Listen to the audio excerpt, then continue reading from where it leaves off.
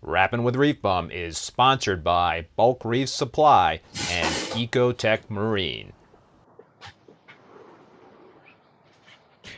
Hey, what's happening, everybody, and welcome back to another episode of Rappin with ReefBum. I'm your host, Keith Berkelhamer. Well, Greg Carroll was there 2 seconds ago. He went to run and grab something, so he swears he's going to come back. So we're, and I think that was because of Adam Moore's question. And Greg saw that question. Is like, wait, I got to run and grab something. I'll be right back. And there he is. I explained to the viewers there that you had a question from Adam Moore, and you just sprung out of your chair to grab something. Yeah, I mean, it's such a question that people ask me about all the time. So the fact that I could get to the refrigerator real quick and get it. We're referring to your auto feeder fill-up recipe. Right. All right, let me... so whenever we get to that, we'll... Yeah. But I'm prepared. All right. So, listen, I thank Greg for coming back to the live stream. I think this is the third time you've been on the stream, Greg, and I appreciate you taking time out of your day to join me once again. For those of you that don't know Greg, he's a very, very accomplished reef keeper. I'm going to keep saying this because I think it's an awesome honor. I've been honored a couple of times. He won Tank of the Month honors on Reef Central, and that is still alive and kicking. I mean, that was the go-to reef forum back in the day. It was. So, you know, I feel bad that they stopped doing that because I know for me, reef, you know, Tank of the Month was like the goal from the day I set up my 225. That was all I was obsessed with. I got to be Tank of the Month. So right. I know a lot of other people looked at it that way also. So yes, when you got that that notification, you know, in your email inbox or whatever it was that you know, they would like to feature your tank as Tank of the Month, that was a big deal. Not that time. No, not that time. That was actually the third time. So unfortunately, I'm really one of those people who is never satisfied. And I was asked twice before to be tank of the month, and I always turned it down because I'm like, it can be better. Let me get it better. Let me get it better. Let me get it better. And when my wife told me she wanted to move, I'm like, well, okay, this time I'll say yes. And I tore down the tank the month after. So yeah, and it's a lot of work to actually be tank of the month, no matter what you know, forum you're going to be featured on, because you've got to collect photos, you have to do the write up and the article, and it's not easy. It's not easy, but it is totally well worth it. So, all right, and a couple of other facts about Greg. He is also the president of the Southern California Marine Aquarium Society, and is one of the founders of Reefapalooza. And we'll be talking about that in a little bit later on the live stream, because we've got a Reefapalooza coming up in New York in June. Yes, we do. Greg has also been a speaker at some major reefkeeping conferences, and he has a big following on Instagram with over 7,000 followers. Go check him out as G Carroll 1969 on Instagram. He does these I don't know what like 3 or 4 times a week. You go live, man. I try to catch as many as I can. They're great conversations. Yeah, I go live most of the time with my buddy Reefing with O. And, you know, it's really like just a 15-20 minute live stream that I do. I get to work early and I go live until I have to go into work. It's great because, you know, I'm watching you like in your car, and then you're like, well, I got to go to work. Yeah. And you're usually in a parking garage. And you gotta get back down to business. So before we start chatting with Greg, I want to thank the sponsors for the show, Bulk Reef Supply and Ecotech Marine. I really appreciate these companies supporting the live stream, and I also appreciate you folks tuning in. And I see there's a whole bunch of folks in the chat already. And as I always encourage questions, comments, what have you, we'll do our best to get to everything. Like to make this interactive. And please don't forget to hit that like button so more people can find us. Reefing with O is there. Reefing with O, I got to get you on this live stream, man. Definitely, guys, smash the thumbs up button, because it really, you'd be surprised, for every 10 people, it adds probably an additional 10 people to the stream. So yeah, we've got 65 people watching right now, and we've only got 19 likes. So let's get those likes up there. Yeah, get them thumbs up. Get those thumbs up going there. So all right, dude, we were kind of chatting a little bit before the live stream about your tank and whatnot. Tell us what's going on with the tank, and just quickly summarize what the tank size is, the system, and all that sort of stuff. So the tank is a 250-gallon AGE. It's one of their hybrid tanks with the PVC bottom and stainless steel perimeter bracing, top and bottom. Sump is a Vertex Supra that was custom made for me, kind of like a Dreambox, but Vertex style. Skimmer, I actually had a Vertex skimmer. I just removed it, and I turned to Ultra Reef. I was having a few issues. I wasn't liking. There was an issue with the pump, and on the Vertex, and I just didn't want to deal with it. And I couldn't get the pump I wanted, so I went ahead and got the Ultra Reef. Is that the really bulked up, heavy duty? Italian, yes. Yeah. I saw that in person, I think, last year at Reefapalooza. That thing is like a tank, dude. Yeah. And wow. I couldn't be happier with it. It is built so well. I mean, I always thought that Vertex and Royal Exclusiv were the best, and nobody could match them. But let me tell you, this company did a hell of a job. They went so overkill on things, it's not even fun. How long have you been running it? Been running it for probably a couple months now. Yeah. Instantly, my pH went up 0.15. So wow. My minimum pH in the day and night went up 0.15. What's your pH range right now? So it used to be 8.0 was the lowest it would get at night. The lowest it gets now is 8. or 8.15 is about the lowest it gets. Most of the time it's 8.2. And then in the daytime, it gets up to about 8.4. Nice. That's a beautiful zone to be in, and the corals are digging it, right? Oh yeah, oh yeah. And then recently I have also noticed, despite my parameters as far as my nutrient levels of nitrate and phosphate being on the high side, I'm surprisingly not growing algae on the glass Really? at all. Really? Hardly at all. Yeah, I'm going a good week, sometimes week and a half, sometimes even 2 weeks without cleaning the glass. I clean my glass on my tanks every other day, and Yeah. that's odd. So what are your nitrates and phosphates at? So nitrates at about 20, Ooh, that's high, man. and phosphates are at they're at 0.2 right now. When I tested it on Monday, it was at 0.2. Not 0.2. 0.2. All right, man. So you got some heavy nutrients in that tank. I mean, so yeah. what's I don't understand why it's not. I was going to say, I run my lights 14 hours a day. Par levels at the upper corals is between 600 and 700. So that's bizarre, man. Because I was just kind of like ask you, how do you manage no algae with such high nutrients? I have no idea.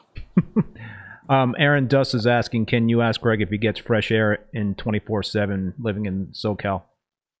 Yes. Yes, there is a window right next to the tank that basically, it's got the window locks on it, so it's always cracked. And what was that? Oh man, that was me. Okay.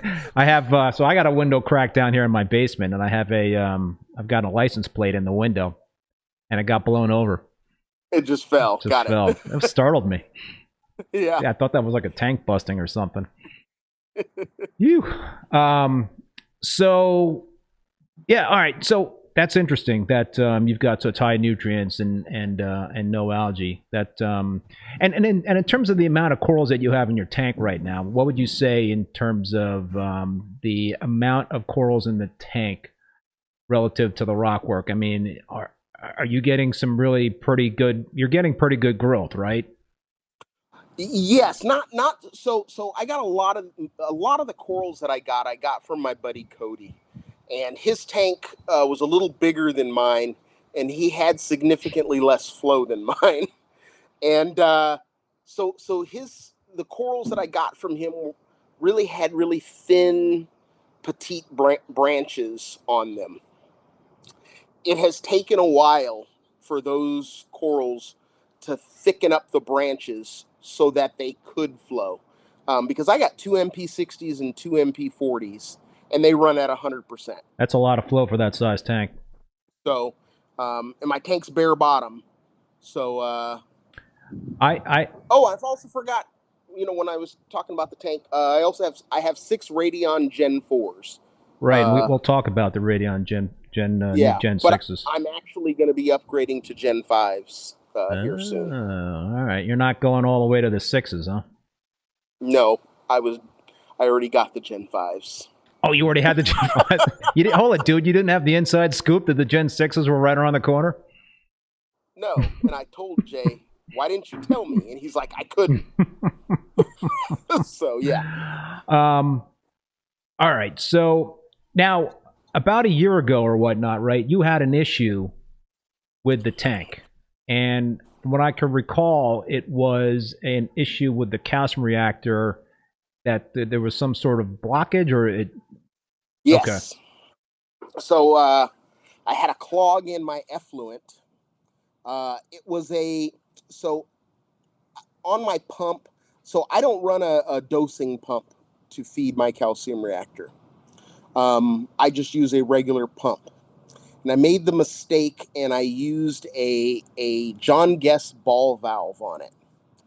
And if you look inside those ball valves, those little John Guest ball valves, there's like a grate in there, I guess, to prevent from solids going through it. Well, it plugged up. And so there wasn't any effluent coming out of the coming out of the calcium reactor. So I was on vacation. I had gone to Reefapalooza, so I was gone for 4 days. I came home for 2, and then left for Texas for 2 weeks. And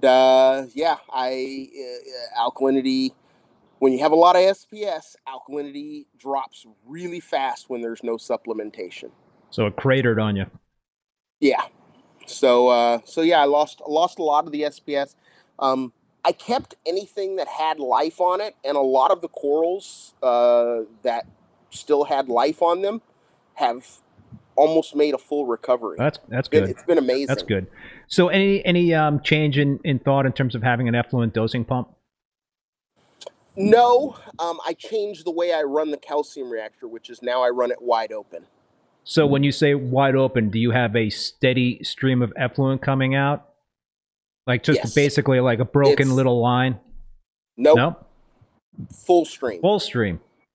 And as fast as it'll go. So you and I have 2 Reef Octopus calcium reactors. You actually talked me into the first one that I purchased, which was you have the various the CR220. It's a 9-inch single chamber reactor. I have that one on my older system, the 187 gallon tank. On the newer system, I have the CR3000, which is a dual 7-inch chamber, and I love them both. I think I get a little higher pH with the dual chamber reactor. But so how do you tune your reactor? Because there's a lot of information out there in terms of how you should be tuning a calcium reactor, and I understand that it could vary depending on the type of calcium reactor that you have in terms of the manufacturer that makes the calcium reactor. I hear like, well, all right, if your alkalinity is too low, you can increase the you can decrease the effluent flow rate, because that will increase the contact time inside the calcium reactor. I've also heard folks, another thing you can do is turn up the CO2, the bubble count. Oh, did we lose Greg? Can you still hear me, Greg? I think we've temporarily lost our connection. Reconnecting. Hopefully we will get Greg back real soon. Hang on, folks. A little technical snafu. I am using the Reborn, and I believe Greg uses the Reborn as well. Let's see here. Come on, buddy.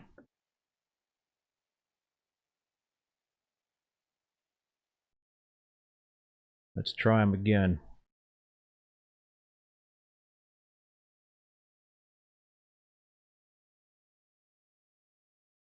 This is the second show in a row I've had technical difficulties. All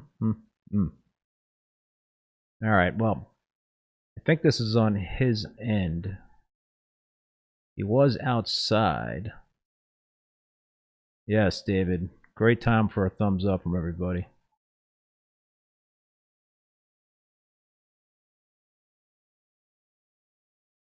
Hello, Greg. You there, buddy?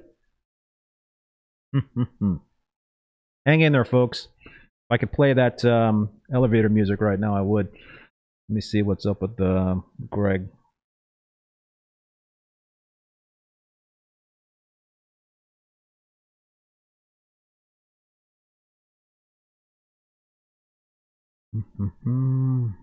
Starlink will fix this, laugh out loud.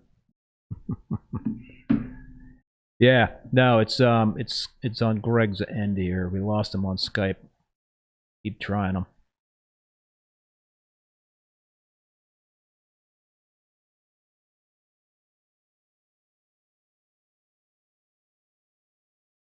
All right, well,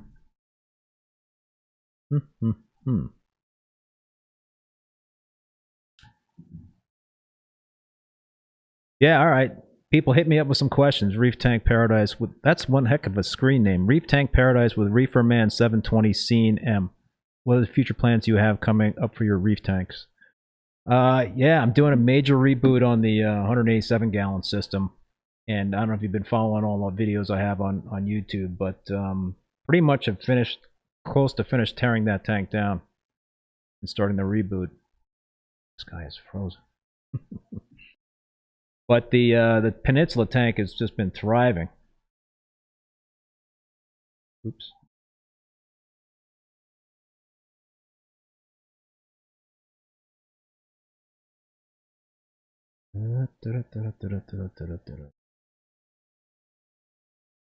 Where is Greg? Rob, yeah, that tort has been cut up, so I got tons and tons of frags of that tort, and not huge frags. I mean, I probably got like a ton of 1 1/2 inch frags. I put a nice big chunk in my Peninsula tank, and it looks awesome. Great splash of color. Yeah, Paul, weather's awesome, like 70 degrees, 70. Digging the warm weather. I'm still skiing, though. Still skiing.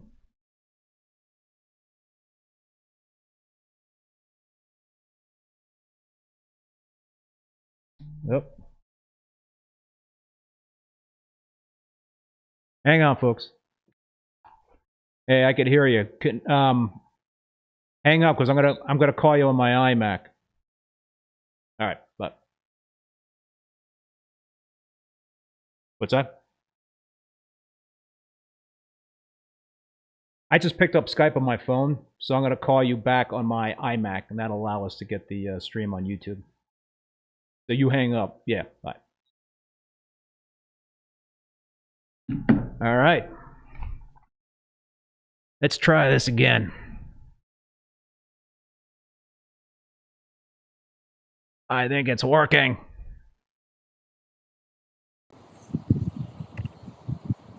He's back. All right. What happened, sorry, dude? Guys. We had a glitch on the Wi-Fi, I guess, because my wife's working and she's like, gave me the what happened. Oh, she trip on the internet, the Ethernet cable or something? Shouldn't. I mean, we have fiber, and yeah, I don't know.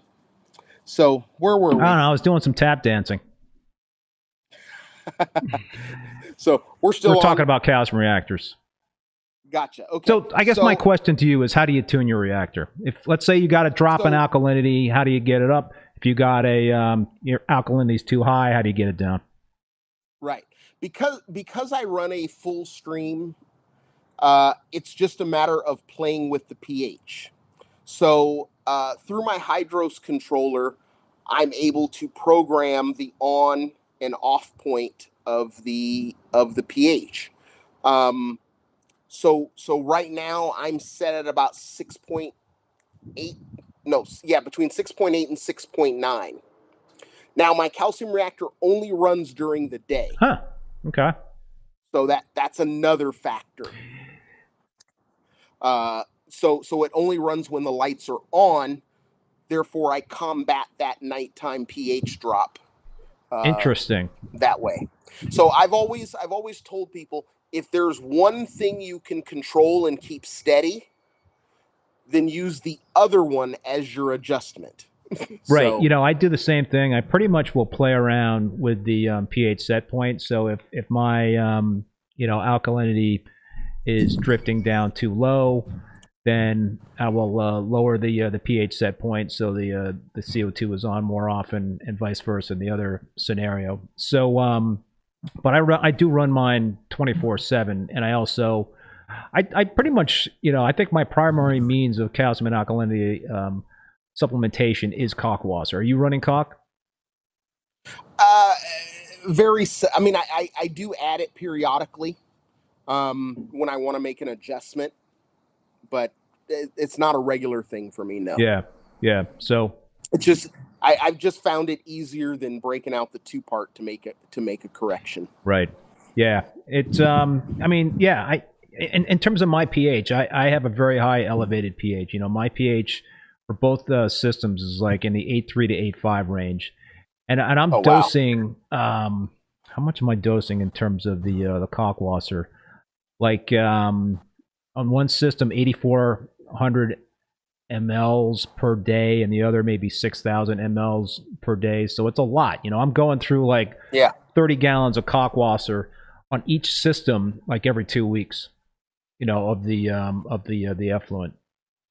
Right. So I have dabbled. I have definitely thought about running Kalkwasser again, because of the hydros. I also have an Alcatronic, which is piped into the hydros. So that's what. So I'm using the reading from the Alcatronic to turn off the calcium reactor also when alkalinity gets too high. Gotcha. And when it gets low, it kicks it back on. So I've actually thought about using Kalkwasser through my ATO because almost I can, because it's not enough. It's not going to be enough to keep up with everything that I have at the moment. So that means the calcium reactor would still have to come on for some period of time during the day. But maybe later on. I just haven't made a commitment one way or another. So it is what it is asking, how do you prevent precipitation from dosing all that Kalkwasser? I guess that question is for me. So my setup is I have these 30-gallon drums, one 30-gallon drum for each system, and I will put enough Kalkwasser in and add the RODI water, and fill it all up. So that's how it's mixed. I only mix it the one time. I don't have a pump in there that's mixing up that into a slurry or anything like that. It's super saturated, and I know it because the pH is 12.5 in that solution, and I've measured that after like a couple of weeks, and it retains that pH. So it's a super saturated solution.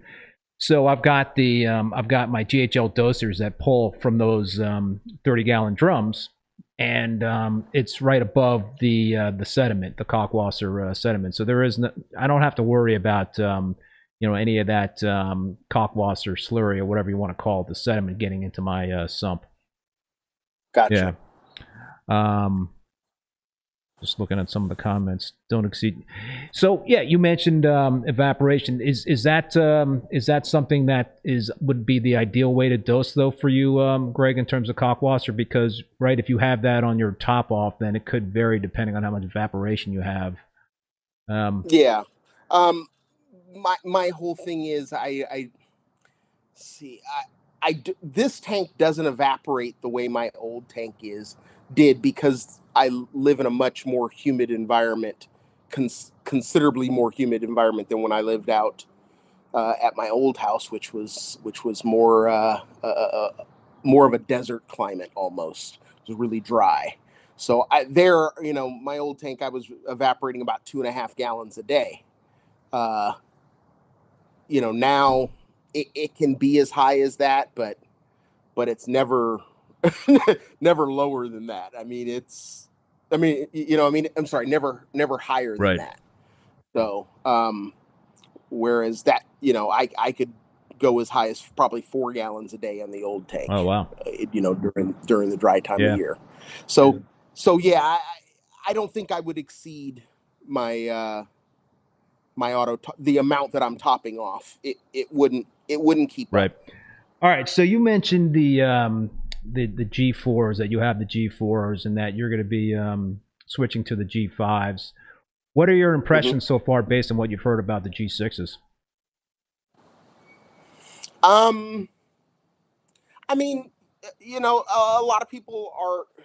lot of people didn't like the G5s because they didn't look like the G4s. The G4s definitely had a little bit more violet to them.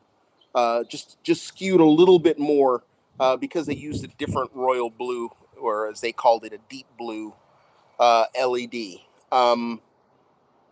So supposedly the G6 has more of the G4 look to it, but I run the blues anyway. That's the ones I got. So I don't think it's going to be enough of a difference to make a difference for me. I was very pleased that they got rid of the cyan, which I think is the ugliest, the thing that makes the LEDs look really bad to the eye. But if you turn those down, the thing looks beautiful. So I'll be fine with the G5s. I'm not going to upgrade them. I did think about upgrading 2 because they have more spread than the Gen 5s, and then maybe running Gen 5, Gen 6, Gen 5, Gen 6, Gen 5, and run 5 LEDs, because I really don't need 6. I mean, 6 is overkill. My tank's only 5 feet long. How wide? 36. Yeah, so I've got a 6 foot long by 36 inch wide Peninsula tank, and it's 20 inches deep. Yours is 24 tall? 27. Tall tank. What par levels are you getting at the bottom and the top? A little over 400. It's pretty good. Pretty good pop, man. Yeah. Yeah. Yeah. I mean, the lights are only they're at 60% right now. I did measure what it's capable of, and it's capable. If I turn them up to 100% on the program that I'm running, which is basically a modified Blue AB Plus, I can get somewhere around 700 at the bottom. So Aaron Dust is asking a question for you both on the benefits and value or not of full spectrum versus running more blues. What do you think about that, Greg? I can't. Okay, so here's my thing. I know a lot of people talk about, it's important for the corals to get full spectrum. I think the corals will adapt to just about anything in that range from full spectrum to blue. So I don't think it's a matter of, I think more than anything, it matters how many micromoles they get. Do they get enough? And if they get enough, that's all that really matters. Raymond at Two Guys Corals, he runs nothing but blue LEDs. He has these LEDs. It's just a single color, and they're blue. Every last one of them. I cannot live with that. I know, but it grows corals, and the corals, it colors the hell out of them. I mean, it works. So I think that's why the spectrum talk to me is just overblown. There is no perfect spectrum or best spectrum to me. I don't know, as long as the coral is getting enough light in that range of spectrum, and it can be it can adapt. Because if that coral, when it's when the corals spawn and that coral sits in 10 meters of water versus 30 meters of water, those colors are completely different of light that they're getting. And what about the one that lands in 5 meters of water? The coral can adapt. The coral can adapt. So I don't really worry about that. So what? But me, I run 11 hours of full spectrum. Well, AB plus a day. So what do you attribute that in terms of the difference of one fixture versus the other, in terms of the benefits of one versus the other? If you could do so many things in terms of tweaking spectrum, tweaking intensity, how does one fixture stand out versus another in your mind? For me, a lot of it has to do with spread. That the more even the light, the better to me. So there are certain companies that have made more of an investment in spread than others. Ecotech being one of them, ATI, Neptune, GHL. They invested in spread and trying to get even spread, and I think that's the most important. Right. The important thing. The power wars are over. We're living in the days of 200-watt LEDs. Yeah, for sure. When LEDs first came out, they were trying to convince us that 70 watts was enough to replace a 250. No. But now we got 200-watt LEDs, and they are enough. So the G6s apparently have a little bit better spread. That's not intriguing to you? No, because my G4s have a pretty good have enough spread for my 36-inch tank. I only run one row of LEDs. So you have them like perpendicular to the tank? They're running perpendicular to the tank, and they cover the whole 36 inches. Yeah, I have 2 rows of the Mitras, and They're yeah, I've got great spread on those. So I've got a super fantastic coverage on that tank with those 6 fixtures. Yeah, for sure. What about the panel lights? What are your thoughts on the panel lights? Have you given those a go at all? No. I never liked T5 because of the flat look. So, you know, I was a Metal Halide guy, and I did do Metal Halide with T5 for a while. I had a Geisman Spectra. I still have 2 of those over my 187. Remember how expensive they were? Yeah. It makes LED almost look like a bargain. People don't you know, they want to talk about how expensive lighting is. Yeah, no, it's cheap comparative to what it was for the really nice lights back in the day. But yeah, I like that shimmer. I like a little bit. You know, the Kessel ones are probably a little too much for me in the way they look, but I like what I get out of the Radions. Listen, you can't argue with success, right? I mean, a lot of people have great luck with the Radions, and other folks have great luck with other fixtures, and yeah, I mean, listen, I'm an LED convert. I never thought I'd be saying that because I've been a tried and true Metal Halide T5 guy for many years, and when I started my Peninsula tank up with LEDs and the Mitras about 1.5 years ago, I was worried. You know, I was like, man, can I replicate my success with the Metal Halides and the T5s? But I think I'm getting better growth in that tank with the Mitras versus the Halide lead tank. Don't tell anybody. Don't tell anybody, because there's a lot of people who would like to blame their failures on LED. So don't say that too loud. I think the one thing that I learned with LEDs is don't make a lot of changes. You know, don't be sitting there and making tweaks here and there, because that could... Every time you do, the corals have to adapt to it. Right. And you know, so I do have some Metal Halide roots in my LEDs because the Spectrum mimics 400 watt 20K halides. You know, so I've got that spectrum in there, which makes me feel good. So, you know, listen, I haven't changed it. I started it out like that, and I haven't made a change at all. And it's just been really rocking and rolling. It's been awesome. And I think also the higher pH is definitely, you know, helping as well. I think, personally, flow and water quality are more important than the light. Like I said, the coral can adapt. As long as it's getting enough, the coral can adapt. So you have 2 MP60s and 2 MP40s in that tank. Yes. I have 4 MP40s and 2 MP60s in my Peninsula tank. And how many gallons? 225. Okay, so you're smaller than me. And it's bare bottom. But, you know, it's a Peninsula tank. So the reason why I have more is because of the other end of the tank. I initially tried to get away with 4 pumps on the back end of the tank. And what I realized quickly is that on the panel, the viewing panel on the other end, that I just was not getting any flow that I needed at that end of the tank. So what I did was a little different. My 2 MP60s are on the left-hand side of my tank, on the back wall. Yep. Firing across the back of the tank, making a gyre in the tank. So there's a constant gyre. Nice. And then on the back wall of the tank, there's 2 MP40s that are also pulsing and so forth. So that gives me the randomization, but there is a consistent gyre movement in the tank, and it's a lot of flow. So you're 100% gyro mode for all of the pumps? No. The ones in the back run at 100%. Oh, just straight out. At night they drop to 75, but yeah, 100%.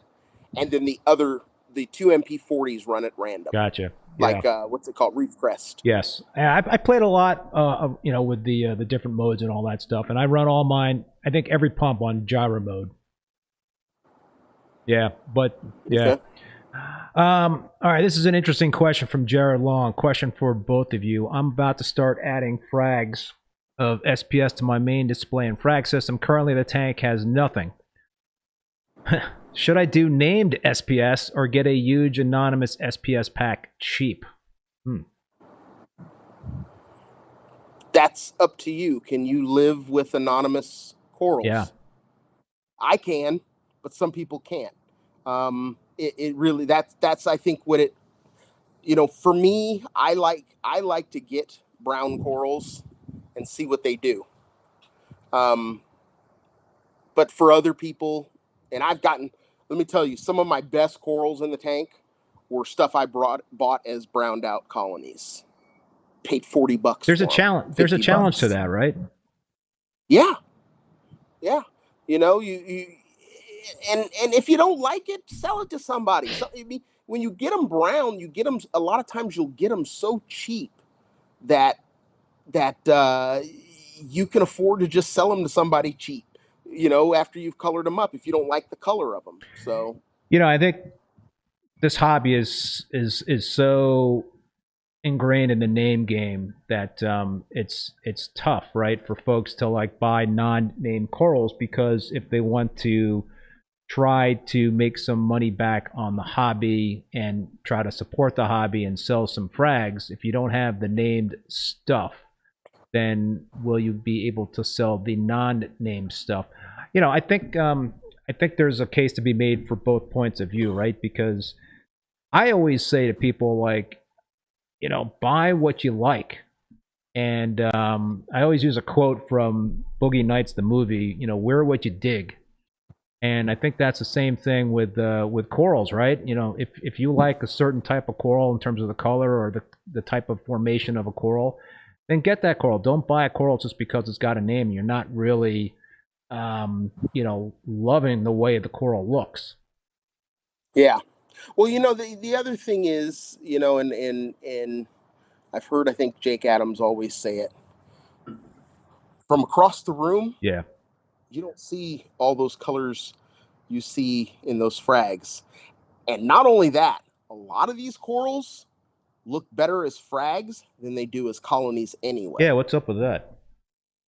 Well, because a lot of times when you're buying a frag, you're seeing the color of the base and all of that. But as the coral grows, you don't see any of those colors anymore. you don't see the base because it's grown out up further than the base. You don't see it anymore. So if it's got this cool red ring around the base or a green rim around the base, you're never going to see that when the coral grows. So I think people get addicted into that kind of stuff too. And the other thing that I will tell you is that almost all the acroporas that are coming into the U.S. are farmed. So I don't know how much is really special out there in reality. Right. There's a ton of tenuouses coming in. Right, the rainbow tenuous. Rainbow tenuouses are a dime a dozen here in California. And why are they so expensive? They're so expensive because people are selling the colors. They're selling the colors of the frags. Is the photoshopping and all the doctoring of the pictures just driving that? I mean, it's tough. It's tough. It's tough, but I can tell you these corals look amazing when they come in. When they come in from Indo, they look amazing. And the question is, can they keep them looking like that? Some companies can. Some companies can actually make them look better, after a little while. It just depends. But most of your companies are here are just holding them. They're not trying to grow them. They're not trying to, keep them looking optimal. They want to sell them as fast as they can. So once they turn brown, they can't sell Jason them. Langer, loving this old man yelling at clouds discussion on the named corals hype machine. Well, no, but don't get me wrong. I've named a lot of corals. I love your corals, dude. I mean, you got... Yeah. But it's different. It's different now. I mean, back when you were naming corals or when people were naming corals after you, it was different. Yeah. No, it was. But I do understand the lineage game.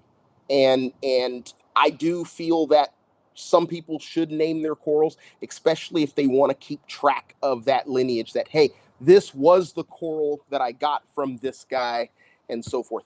I completely understand that. I completely have no problem with people getting a coral that looks identical to the other one and naming them different names, because you don't know for sure that those two corals were at some point from the same origin. You just don't know. So I'm okay with that. I'm okay with people naming corals. I'm okay with people charging a premium, because a coral's only worth what somebody will pay. Yeah. And if nobody pays it, then it's not worth that. Right. So, but I don't know, dude, for like a 1-inch frag or a 3/4-inch frag to be paying $800, $900 for that, that's crazy stuff. If you won't, somebody else will. Really? You think so? Well, so. These companies are in business to sell coral. Yeah, somebody's going to pay it. But do people realize you get a 1/2-inch, 3/4-inch frag? That's at least a 3-year deal. Yep, that's a 3-year project to a colony. Yeah. I mean, that's crazy. That's just crazy. But I mean, listen, it's we can probably go on and on in terms of what this on this topic in terms of names and all that stuff. But listen, it's a hobby, and people can do what they want. I mean, that's a beautiful thing. What drives you these days, Greg, in terms of buying coral? Is it name? Is it look? Is it a little bit of both? Nah, it's color. The color. I want corals. I want corals that are colorful. And I am not that. I am that type of person. I keep all my corals on a small rock, so I can move them. I can move them around and see if they get a better color at a different location in the tank, at a different height. Maybe towards the front or maybe towards the back. I mean, all of that comes into play because I can move them around. How long is that process of discovery for you? Well, I mean, it's always going, because, a coral, you may look at a coral and you're like, that doesn't look as good as it used to look. Let's move it. Let's see if it if it put it someplace else, it'll do better. I mean, you just never know. I mean, it's all an experiment to me to find that right location where the coral looks best. And that's why I don't glue many of them down to the rock. But when I do find that spot, that coral gets mounted right there, and that's going to be its home. How important is it to find frags that are colorful? I mean, you mentioned, you like the challenge of taking a brown coral and coloring it up. But how important is it, in the scheme of things, to buy frags that are already very colorful versus having to color them up on your own? I don't think it's an important part of the hobby to me. When buying a named coral, it doesn't have to be perfectly colored. As long as I can verify that, that I trust the person and that person is selling me what they're saying they're selling me, I know what it's capable of, I can color it up. Right now, my tank is like anything that goes in it just colors up. That's a beautiful thing. So it's a beautiful thing, but I have to admit, it took a while to get to this point. But, now it's at that point where anything, it doesn't matter if I put it on the bottom or anywhere on the tank, it's going to color up. So, I have that luxury. I think SPS are very resilient and respond very well to good water conditions. I have a quarantine tank, like a 20-gallon quarantine tank. And when I get new frags in, I'll run them through that quarantine tank for at least 4 weeks, maybe 6 weeks, depending on whether or not I see pests, when I bring them in. And in that quarantine tank, I have a hang on the back, filter. I have a little nano skimmer, which is really just there to help, aerate the water, elevate the pH a little bit. I have some Mitras lights, over that tank, and I do 50% water changes every week with established tank water heater, and that's about it. So there's not a lot going on. There's no alkalinity or calcium supplementation that I do on that tank, and and I dip those frags once a week. I treat the tank with Interceptor twice, during that 4-week period. So I run those frags through the ringer, and by the end of the 4 weeks, the colorful frags that I will put into that quarantine tank will lose color, right? And Yeah. it gets to a point where, like, gee, should I pull them out of quarantine sooner rather than later because I might lose these frags, right? But Gotcha. you know, 90% of the time they make it through that process, and then most of the time, a large majority of those frags that were colorful and then lost a lot of color, gained that color back in my main system when I put them into that system. So they're very Right. resilient. Yeah, no, definitely. Now, you know, I don't want to forget, but Adam had that question in the very beginning Yeah, yeah. about my auto feeder. So, a while ago, a friend of mine, Steve Garrett, got me hipped to, you know, hit me to adding yeast to the aquarium as a food source because it doesn't really foul the water, you know, with phosphates and nitrates, but it's very nutritious for the actual SPS colonies, and they can consume it. Then I started looking at other foods and stuff and saw how many foods actually had yeast as a major ingredient to them. So I felt really confident with that. And the food mixture that I do, it's basically a 50-50 combination of the Reef Nutrition TDO pellets. I use the extra small, which are about the exact same size as the little pellets of yeast. So this goes into my auto feeder, and it's fed 3 times a day to the tank. And It will cloud up the tank and make it like a milky color. You know, you'll see that, but all the filter feeders are going to benefit from it, including your pods and everything. are you doing any other feedings other than the auto feedings, or that's it? The only other thing I feed occasionally will feed some of the liquid food like Oyster Feast or Fido Feast from Reef Nutrition. You know, give a couple squirts in the morning, but probably only 3 times a week at most with those. Yeah. Not anything. It's all just supplemental to me. I feed like 4 times a day. I'll do pellets. The new reef, is that what the new aquarium? I can't remember the name of the pellets I use. I do pellets. I do mysis and brine shrimp. I'll do that as a feeding. I'll do nori. I'll just you know, break up some nori and just feed it to each of the tanks, and then I'll do this fish food that I put together. That's just a whole conglomeration of stuff in terms of just stuff I got from the supermarket in terms of seafood. There's some reef roids in there. There's some garlic powder in there. There is some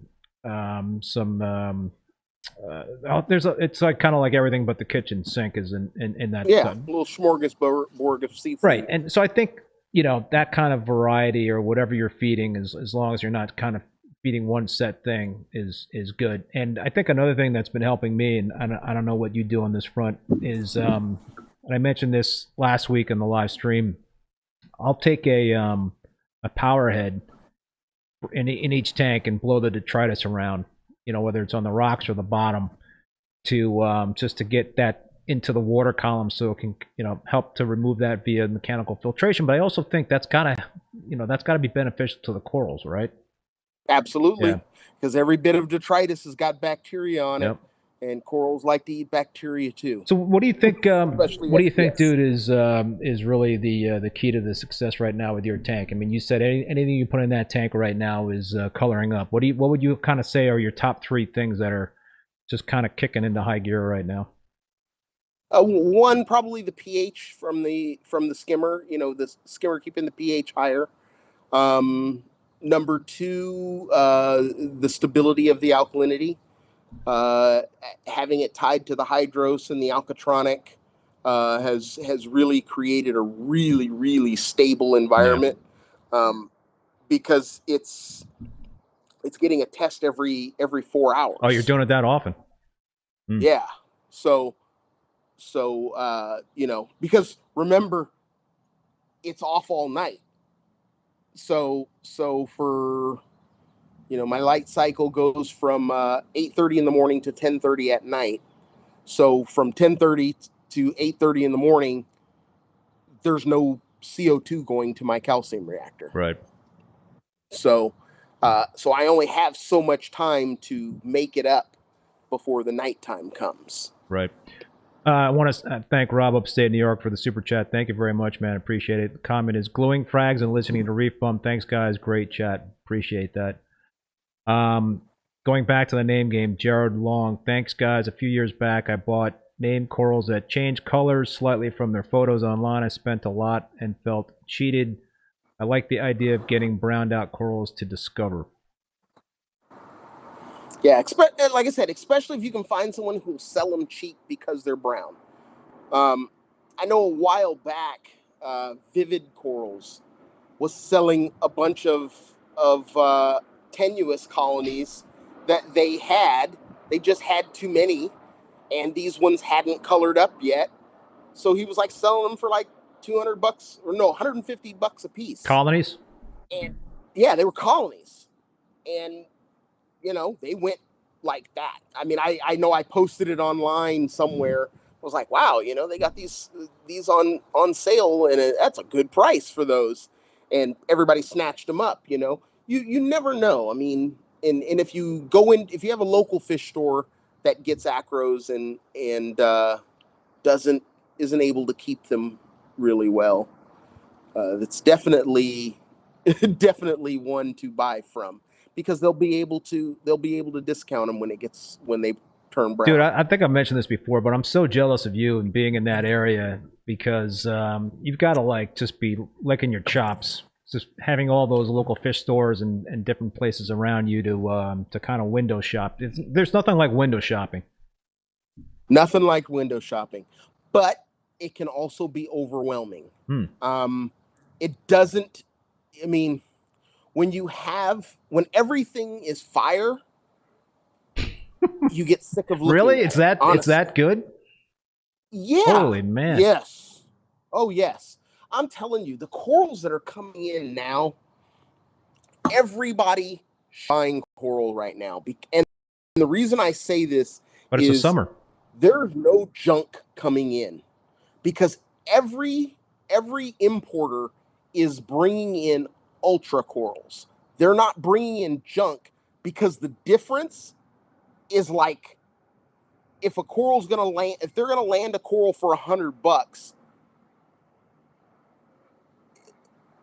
60 of it is freight. Yeah. It's crazy what's going on. So the difference between a $20 coral and a $40 coral, it's not a big deal when the $40 one's going to sell for 3 or 4 times the price. So everybody's bringing in the best of the best stuff right now. And when you go to some of these places, you just are like in awe of how, comparative to when we would go shopping back in the day, the corals that are coming in are just insane. So Aaron Dust, thank you very much for that very generous super chat. The comment is, you are amazing, and we thank you.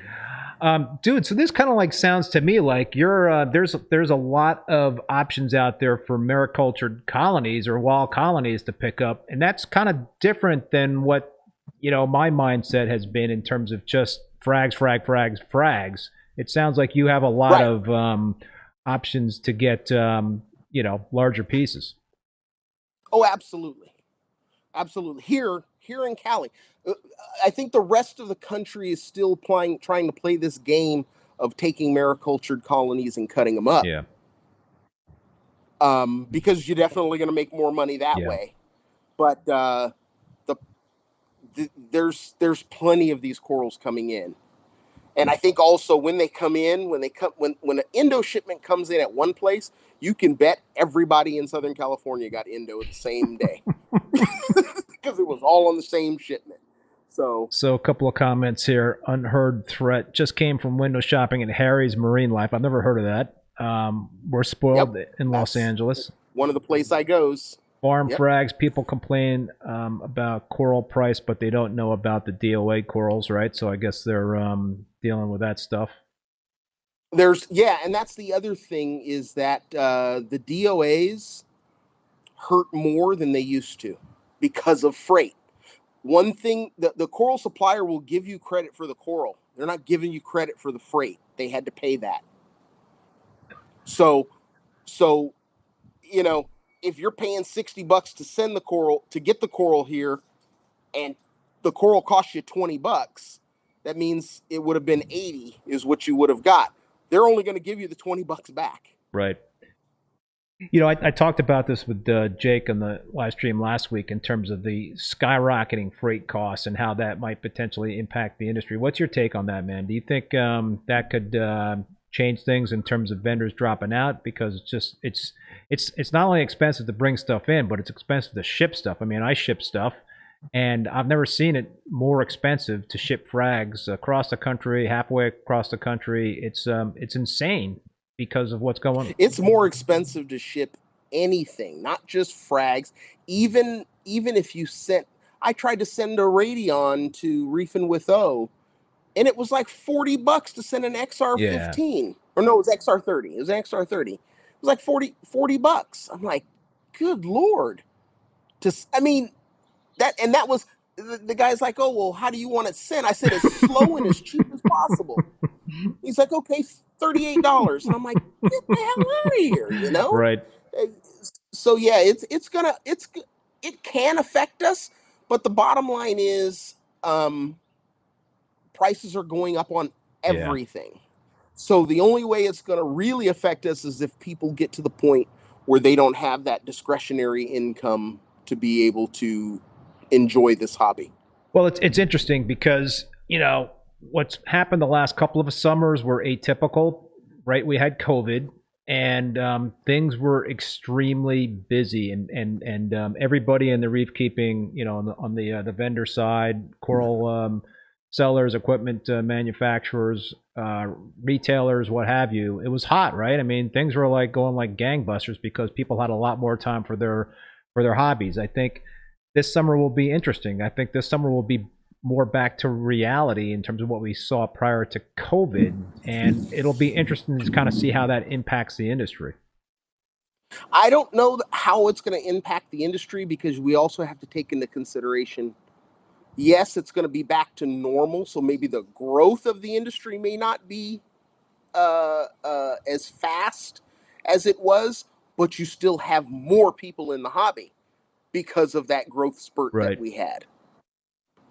So the hobby's still going to thrive, and there's still a lot of people in it, and you're going to get a lot of those new people that were in it are now going to become advanced hobbyists in the next few years, and they're going to be thriving for the high-end equipment also. What are you guys seeing in your club there? As in terms of what you know, the interest in the hobby and you know, kind of like the recent. So our club has gone through a transition. When COVID hit, we turned to Zoom. Right.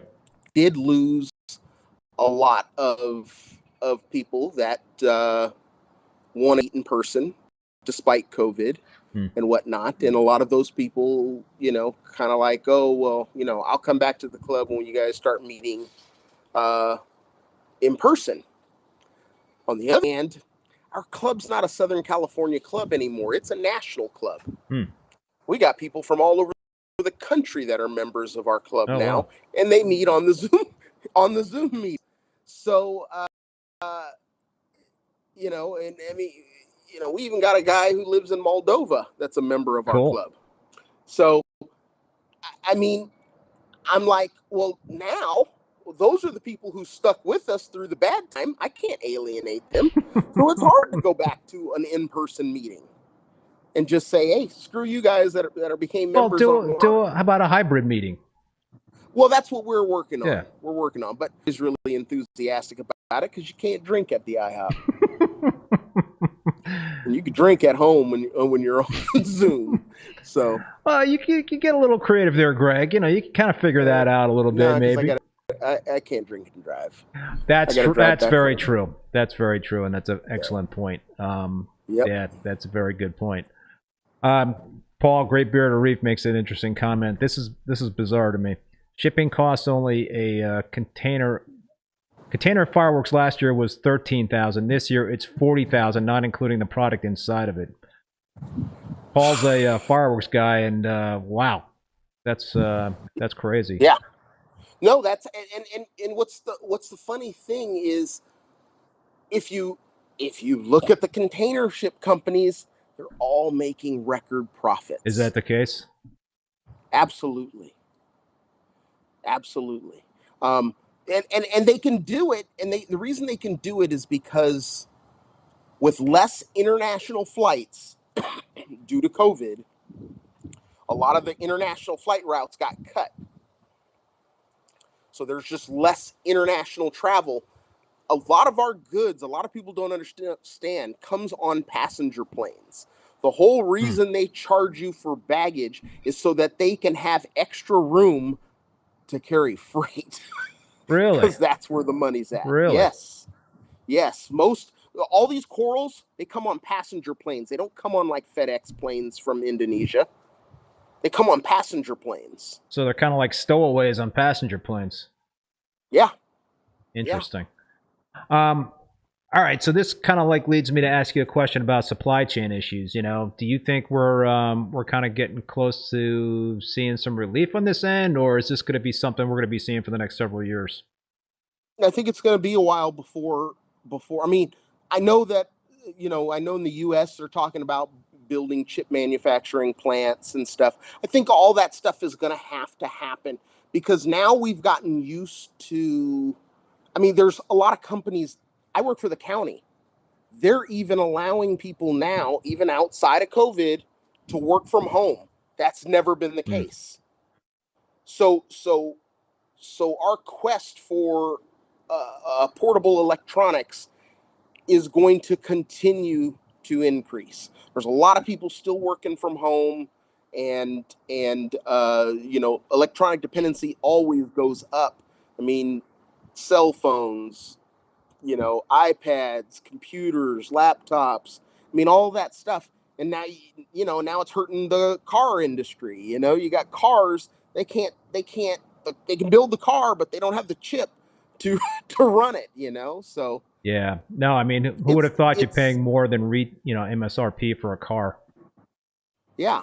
So until they get those new chip manufacturers online, we're going to see this. And you know, a factory isn't built in a year.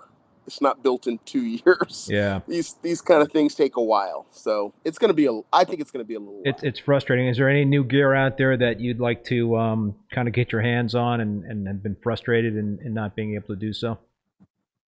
Well, I was really frustrated in how long it took for me to get my Alcatronic. That was a 9-month wait. Yeah. So, you know, I sit there, you know, and I, you know, people got mad. They thought I was attacking Focustronic because I was saying, you know, how ridiculous it is that, you know, they're not bringing these in. But, you know, they didn't understand. People didn't understand. There was like 30 coming in a shipment at a time. And the shipments were 3 and 4 months between each other. Yeah. And crazy. I'm just like, you're developing new product. Just make the one product that you can sell all day because there's so many people waiting for them. Start with, you know, focus on that, you know, but, you know, a lot of people were upset that I said that, but that's all it was. I thought it was a great product, and I thought they were missing out on business while business was hot. So do you think this is obviously hurting innovation in the industry right now in terms of new products and new product launches? Absolutely. Absolutely. I've seen what it's done with Hydros. You know, Hydros, great little controller. And they're at that point now that they're having trouble keeping them in stock. Yeah. Yes. You know, because, you know, just getting the parts. Ecotech, same, you know, they're having problems. I mean, the whole reason, you know, we don't have Versas is because, well, it uses a similar chip to the Radeon. And if you got your choice to build a Radeon and a Versa, and you're the company, Yeah. you're going to build a race. Yep. Yeah. You can sell them all day. So Yep. GHL's been having you know, issues in terms of fulfilling the ion director orders. Yep. Yeah. Yep. So yeah, it's tough. It's really tough, and you know, you gotta be able to figure out a way, and I think personally, I think the way is to order these chips, and if you have to, buy 2-3 years worth of chips. Yeah. I know that's not what you would normally do, but put that order in big enough so the company pays attention to you. Right. Yeah. Go all in. You know, because when you're buying small amounts, you're low on the totem pole as far as them caring. So, but there's got to be business reasons why they can't make that kind of outlay right up front for something like that. I would assume that. But there's also business reasons why they need to make that outlay. Yeah. I mean, if they can't make the product, they won't have income. So it's one or the other. You know, or find another company and parlay, you know, get in on their order or whatnot. Make those orders bigger. So here's a good transition. I'm always an advocate in terms of you know, buying higher end, more reliable type of equipment, you know, because it will last longer, right? So you're not going to have to worry about potentially upgrading to replace it or something like that. But I know you and O were talking in one of your you know, IG live streams about equipment, and I think I chimed in with a question I posed to you guys. You know, what's more important in terms of finding products that are easy to use and easy to set up versus, you know, that potentially could be more reliable?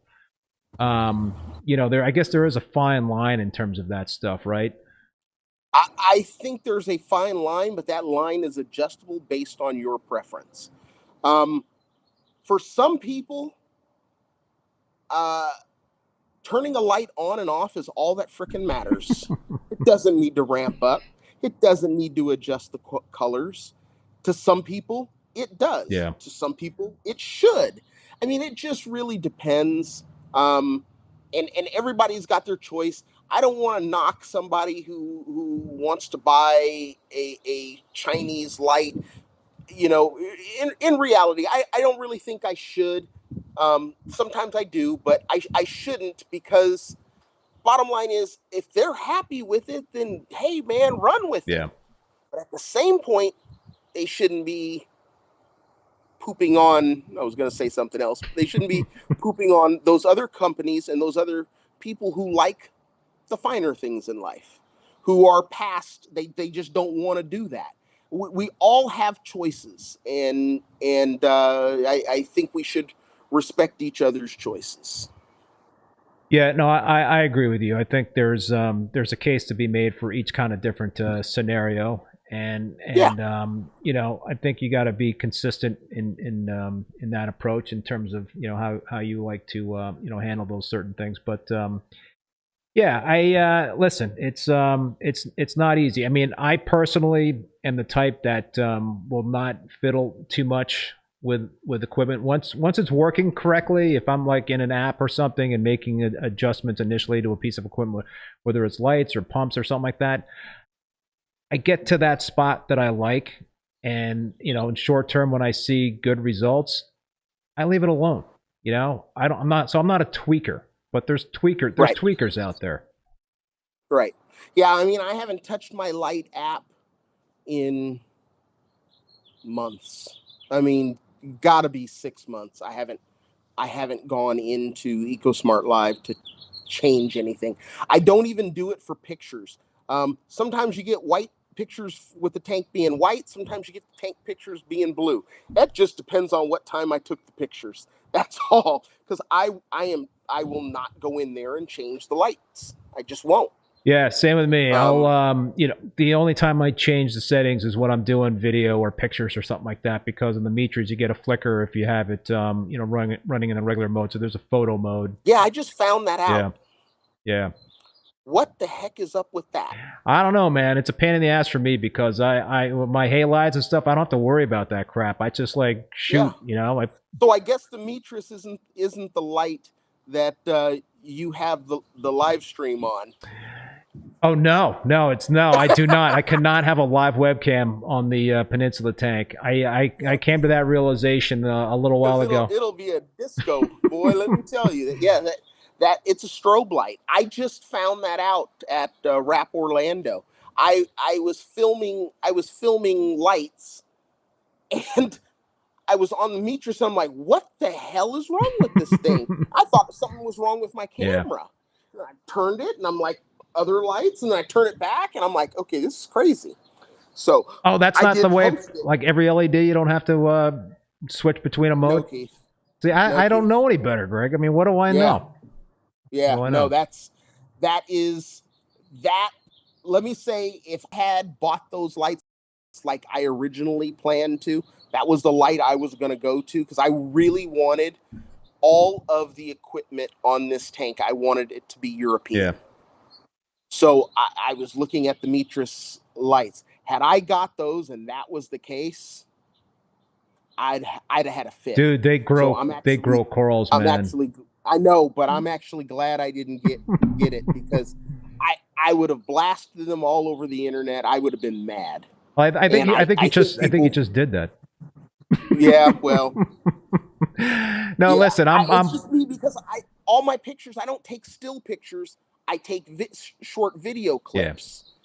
Yeah. And yeah, I wouldn't have wanted to go in and change that mode. Yeah. So, well, I have 6 lights and I have to change it in each light.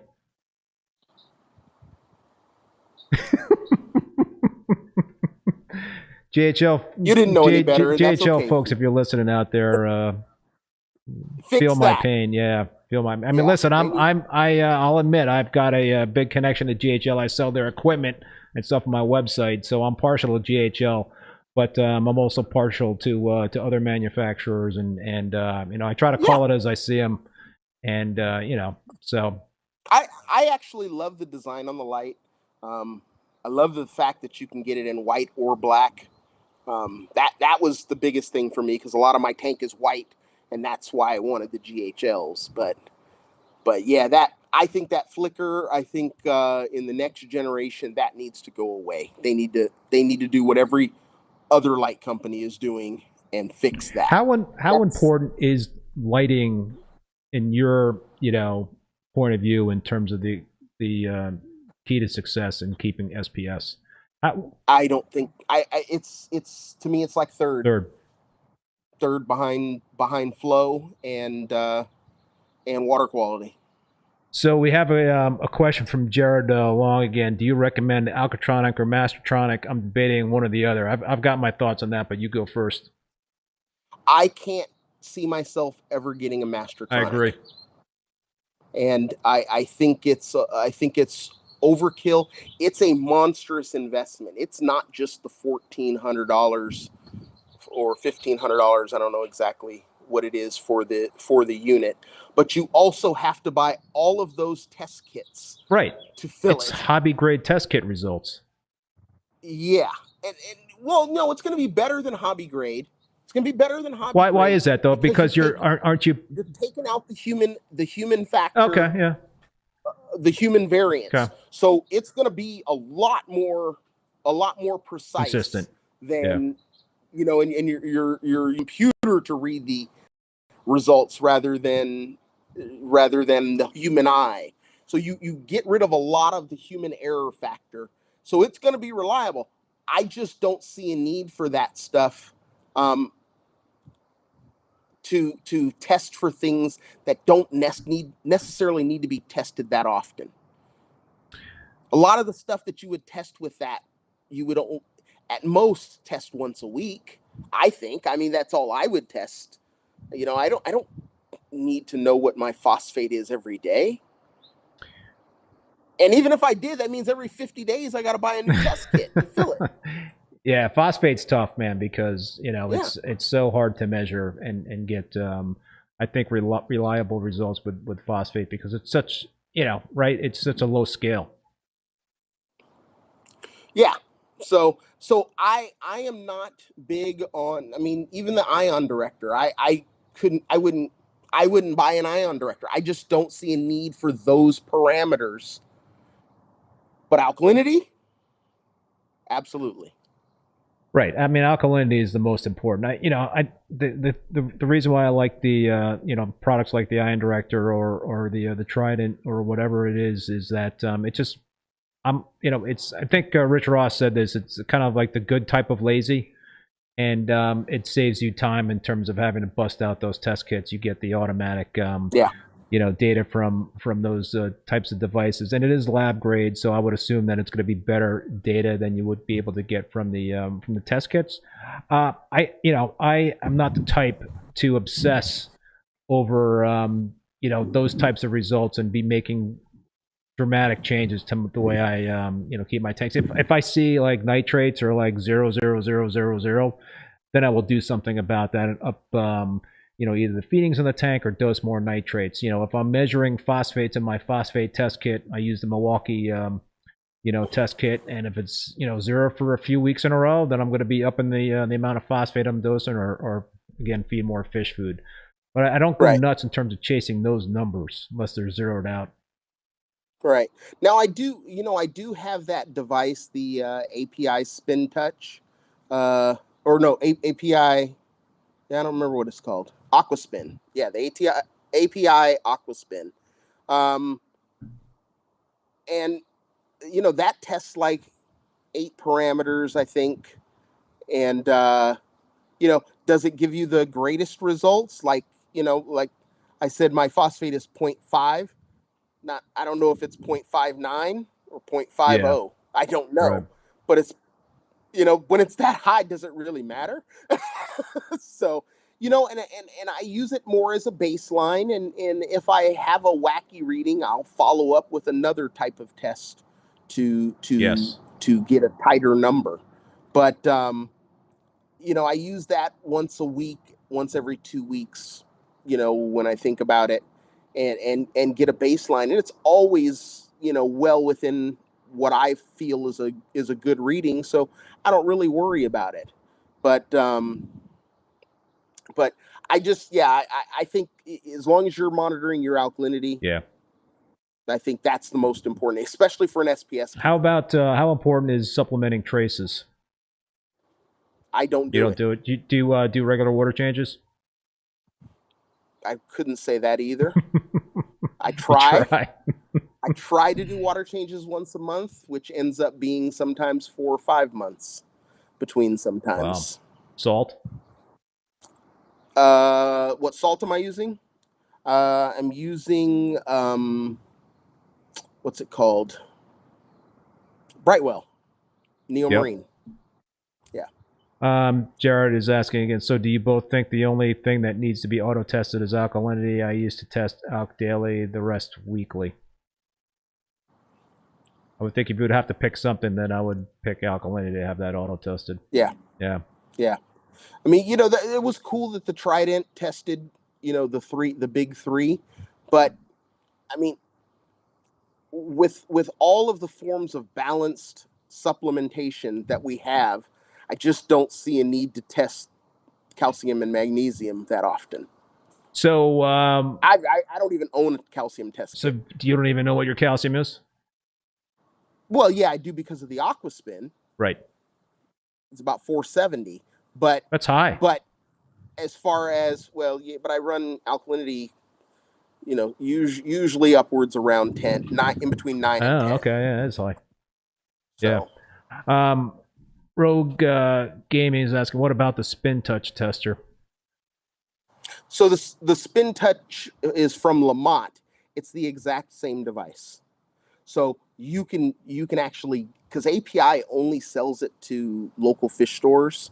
So if you get the Lamont version, I think it's the Spin Touch FF is the one. If you hit me up on Instagram, I'll send you a link to it so that you get the right one. And I mean, it's great. It's $1. It works out to be about $1.75, or maybe it's $3. I think $3 per test. No, that's not bad. So you run that once a week. That's and the device cost about $900. So that's pricey. It is, but so is any of these other devices you're going to do. You're right. and it gives you all those parameters in 2 minutes. Reef Girl Cindy is saying, love my spin touch. Results are not precise, but the info is suitable for a hobbyist to make decisions and monitor trends. Exactly. Aaron Dust, folks, hit that thumbs up if you like this chat. So you show your support. Here, here. Yeah, and I really appreciate everybody coming out. I mean, got a good number there, 126 listening. So, you know, I'm happy with that.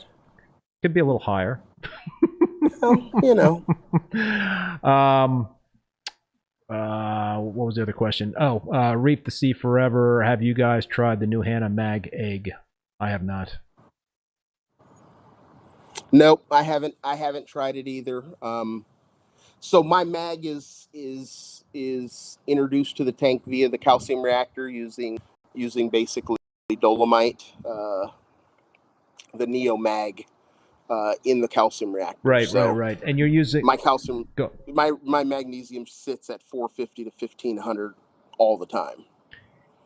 Right. That's kind of where I'm at usually as well.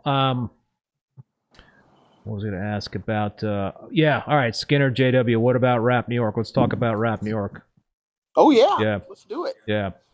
So looking forward to it. You know, downside, I'm really going to miss the Embassy Suites. It closed, so we're not staying there anymore. I think we're at a courtyard, Marriott Courtyard down the street.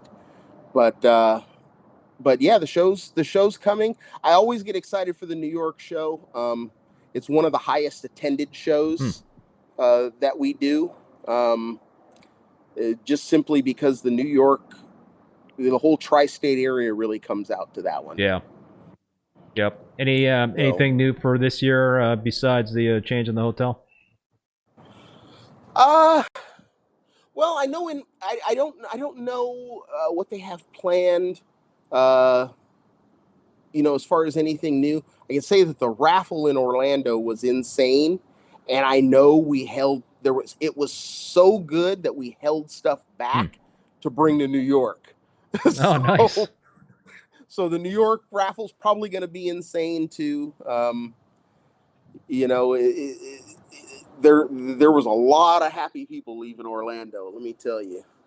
And you know, I just, you know, with me, I just enjoy the opportunity to hang out with a lot of other reefers.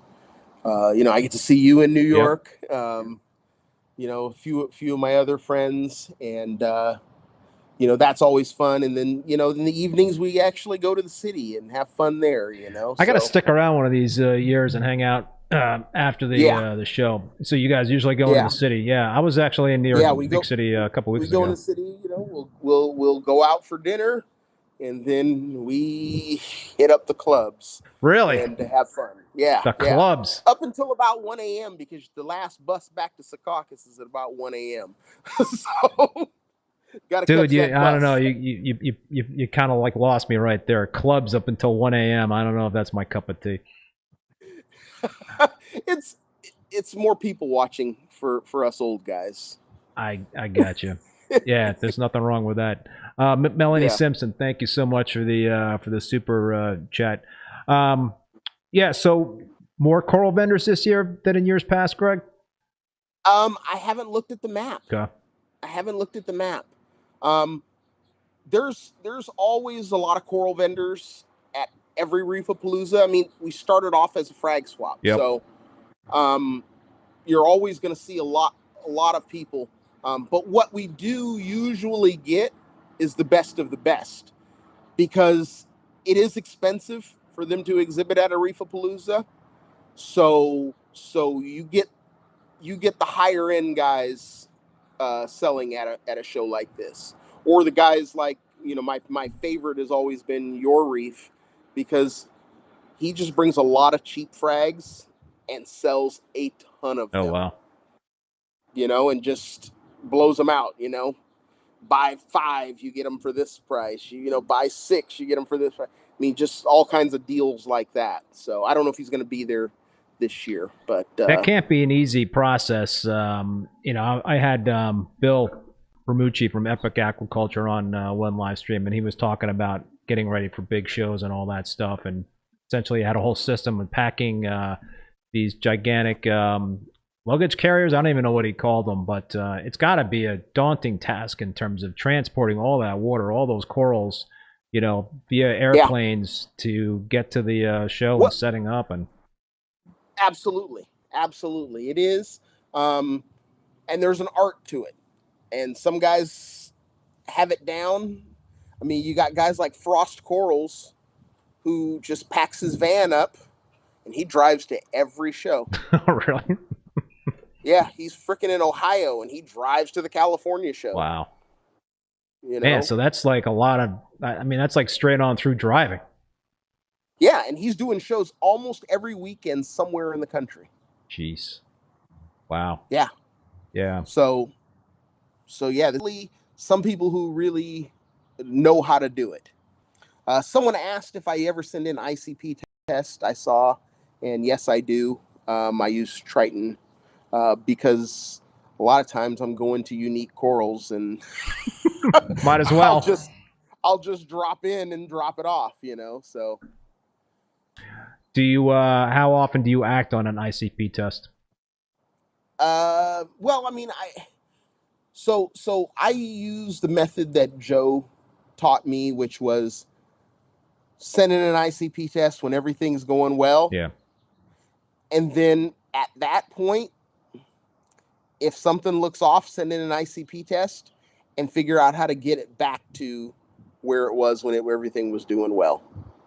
I don't do the monthly send in an ICP test. Yeah, me neither. Just if there's something I see, then I immediately do it because let me tell you, and here's another thing. When I send in that ICP test, I do not wait to do a water change until I get those results. I do a water change. I don't care, but I want to know what happened. Yeah, for sure. And maybe then I can fix that issue. So if something's depleting or something's being introduced into the tank, I can try to make that correction in the future. But it baffles me why people would send in an ICP test that's going to take a week to get the results and sit and wait and let it continue to go downhill. Yeah. Yeah, no, I'm doing water changes as many as I can. So. No, it makes total sense. All right, dude. Well, listen, you've been very generous with your time. Any final thoughts, Greg, before we sign off? Well, I just hope everybody got something out of this. I know we jumped all over the place on reef topics. I really enjoy doing these lives with you, Keith. Anybody who wants to ask me any further questions in the future, hit me up on Instagram, gcarroll1969, or meet up with me at a Reefapalooza. I'm at all of them, and we are having all 4 this year. So, California, Dallas are on. We're just not doing Chicago. Yeah, I'm looking forward to seeing you, buddy, in a few weeks in Rapp, New York. All right, one last question. Got under the gun, Mr. N03, Mr. Nitrate, I guess. Can you ask Greg if he uses phytoplankton, please? I do. I use the Phyto Feast from Reef Nutrition. It is not a live phyto. It's a concentrated phyto. Little squirt, and probably three times a week max. Yeah, Reef Nutrition's got some great stuff. I've used their Oyster Feast and Phyto Feast in the past. Yeah, so good stuff. Those are my go-to. And then I use the roe, the fish eggs for new edition fish. When I'm trying to get a fish to start eating. Yeah, they love that stuff. Yeah. All right, buddy. Well, listen, dude. Thank you again so much, Greg, for being on these on the live stream tonight. I enjoyed the discussion again myself. It was awesome, and thanks everybody that tuned in. I also want to thank Bulk Reef Supply and Ecotech Marine for sponsoring the live stream, and big thank you to the moderator, Paul, for handling that as usual. And remind everybody that all episodes of Rappin' with ReefBum are now available as podcasts on Spotify, Apple Podcasts, Google Podcasts, and Stitcher.